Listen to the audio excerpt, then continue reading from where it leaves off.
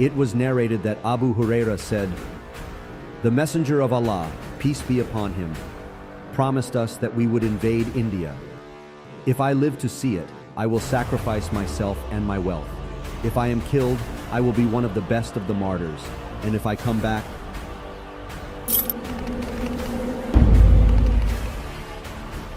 I will be Abu Huraira, the freed."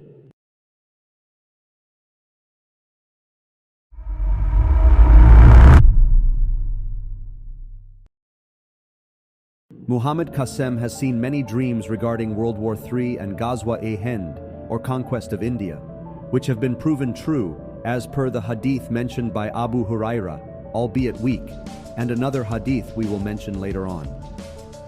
As per both the hadiths and Muhammad Qasim, the conquest of India will be a pivotal stage in World War III. It will mark the first ever battle won by the Muslims after having suffered so much defeat and humiliation.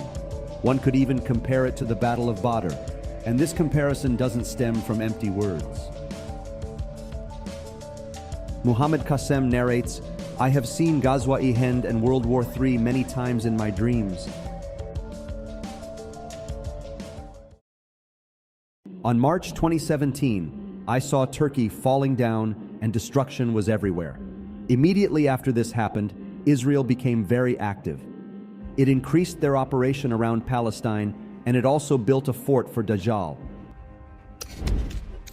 Welcome back.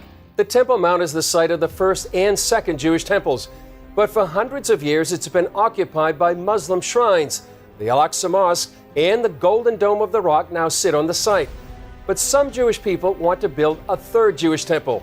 CBN correspondent Julie Stahl spoke with expert Liz Healy about that vision and its challenges. Shalom and welcome to today's virtual Israel tour. Over the last 2 weeks, we've been talking about some of the amazing outcomes of the 1967 Six-Day War. Today, we want to show you a prophetic shift that occurred when the Temple Mount came back into Jewish hands, opening the door to the building of the third Jewish temple. Some called it a kiss from heaven. And Muslims couldn't do anything either other than protest. Then Israel formed alliances with other countries and started to spread unrest. The United States was among their supporters and helped Israel by offering their intelligence. When Russia found out about this, it immediately formed alliances with countries nearby. And Russia also became active and raced against the United States in conquering lands in the Middle East. It was as if they were all aiming to conquer the entire world. Then the United States openly jumped in the Middle East, and they met with Israel and their other allies, and together they started attacking the axis of Russia and its allies. And this provocation caused Russia and its allies to fight back, and their armies were deployed to repel the Western Front in the Middle East. And thus, World War III had begun, and the battlefields were countries of the Middle East, a region which many had hoped would soon come to find peace.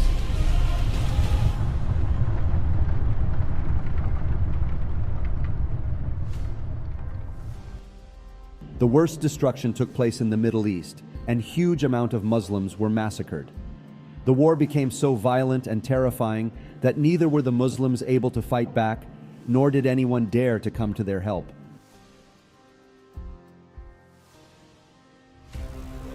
You want to tell them? What? No? What?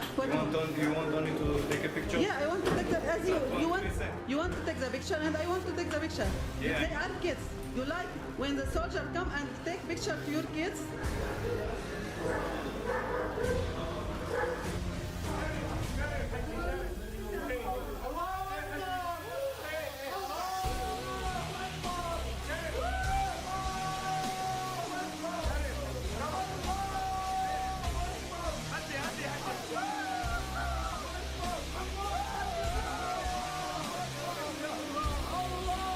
شو بتوجه رسالة للطلبة؟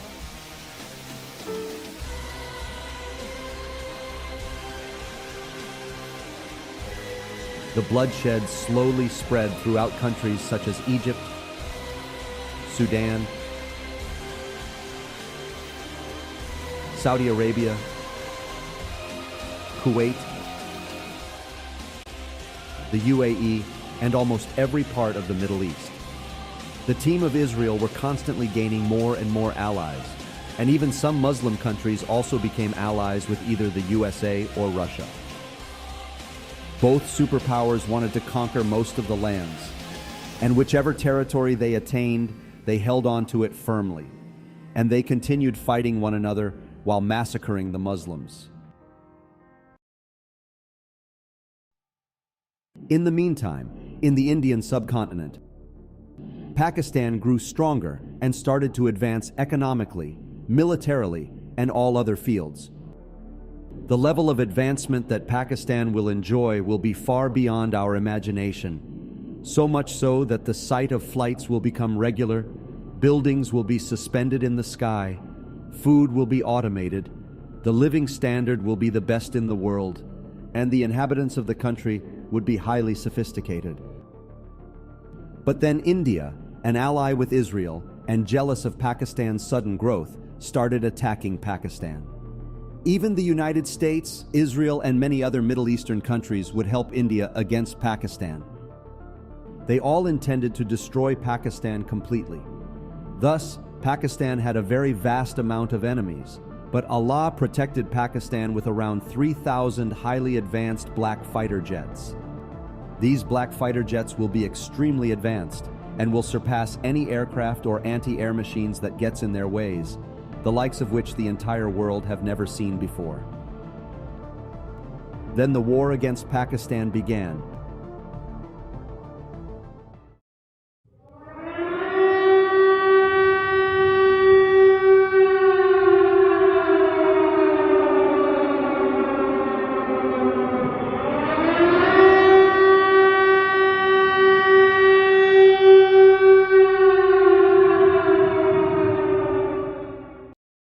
With the help of Allah, Pakistan came out victorious against its enemies.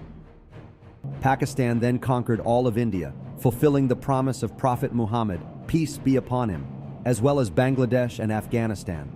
And once Pakistan claimed victory over the Indian subcontinent, Indonesia and Malaysia also became allies of Pakistan, and thus the Islamic alliance was forged, a front that caused fear to the major powers.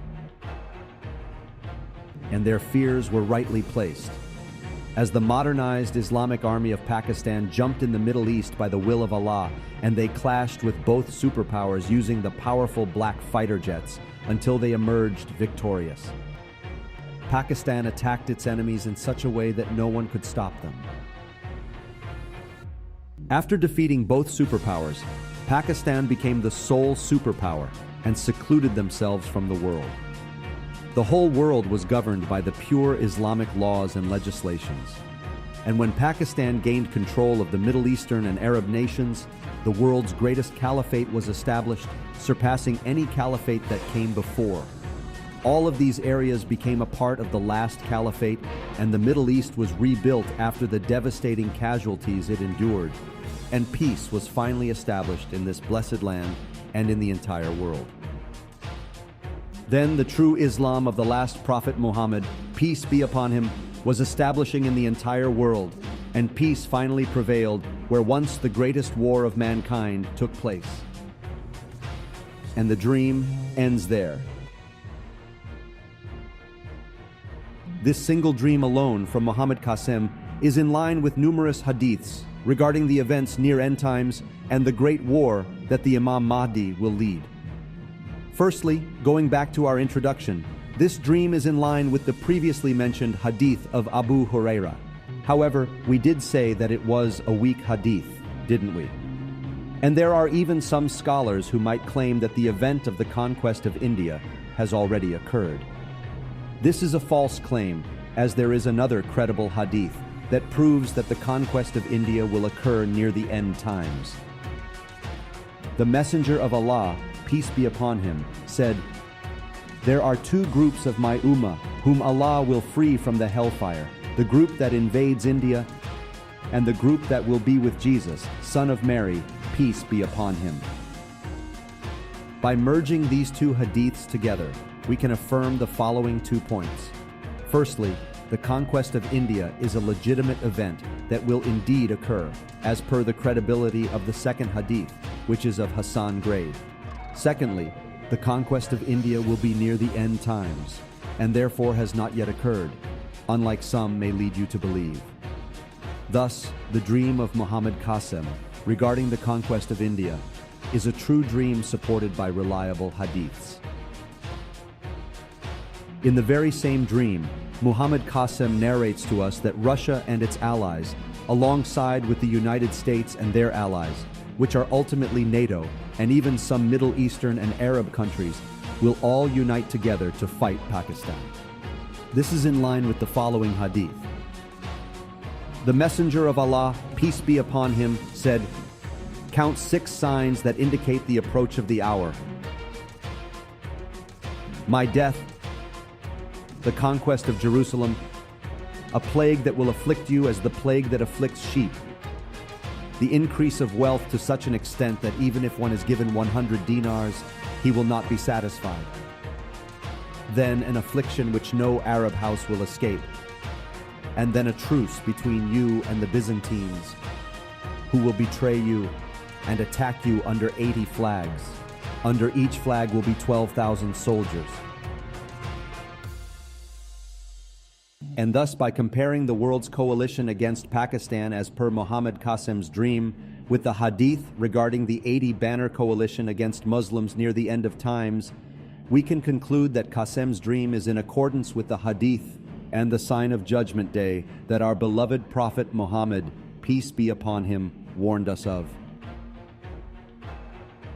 Muhammad Qasim's dream also foresees the Third World War. In biblical scriptures, this great affliction is referred as Armageddon. For obvious reasons, this dream from Qasim is in accordance with the hadiths regarding the Great War, or the Great Malhama in Arabic.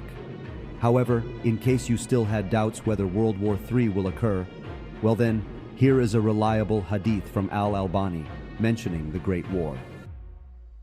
The Messenger of Allah, peace be upon him, said, "On the day of the great battle, the camp of the Muslims is in a land called Al-Ghota, in which there is a city called Damascus, which will be the best of the homes for the Muslims on that day." And so again, Muhammad Qasim's dream regarding the occurrence of World War III is in line with the reliable hadith from Al-Albani, mentioning the Great War, proving that his dreams are in accordance to the events near the end of times, as narrated in the hadiths.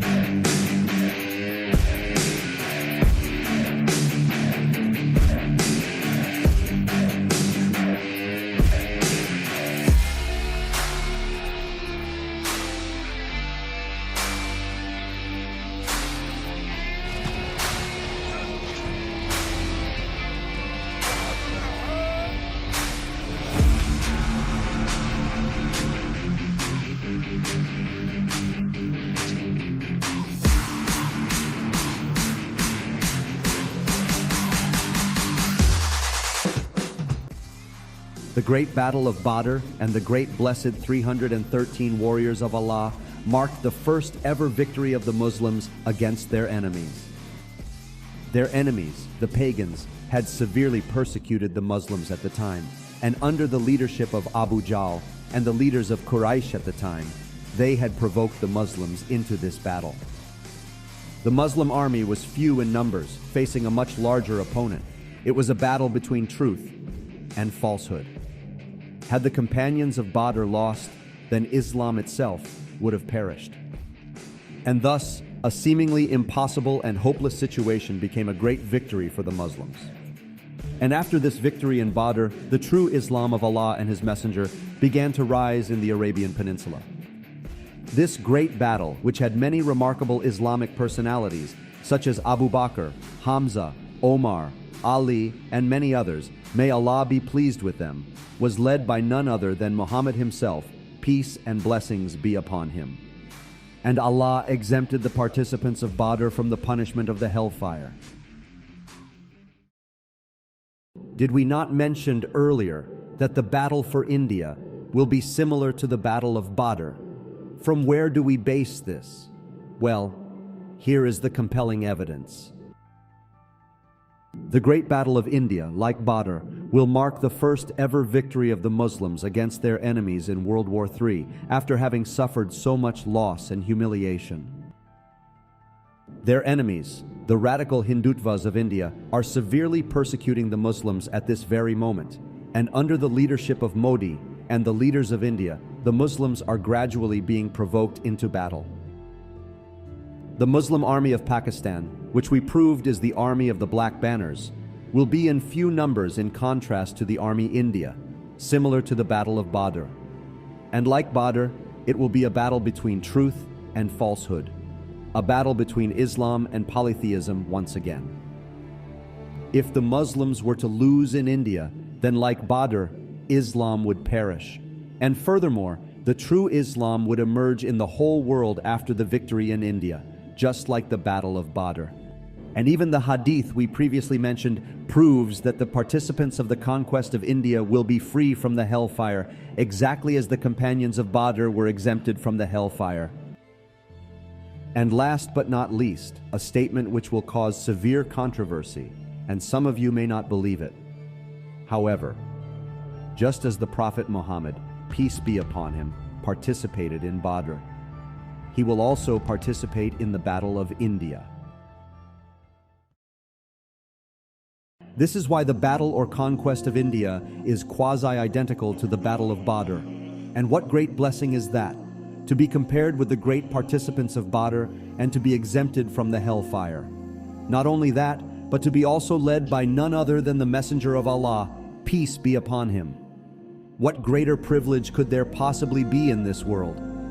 All Muslims should prepare themselves for what's to come, and we should strive to have a role in rebuilding the Muslim world, which has lost sight of its light and main source of guidance, which is Islam.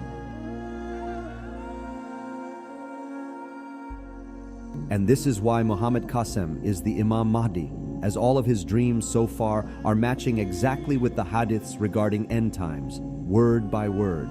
There is not a single dream of his so far that conflicts with a single hadith. And if he is a liar, how is it possible for a man who has been sharing his made-up dreams on the internet for so long not even conflict with his own dreams, let alone the hadiths? Mark my words, Muhammad Qasim is the Imam Mahdi, and we have given you more than sufficient evidence to back this claim. I urge you to think about it clearly and read the hadiths and compare it to the dreams of Muhammad Qasim before you make any decision. In the end, it is Allah who can help us, and we ask Allah to give us clarity and guide us on the straight path.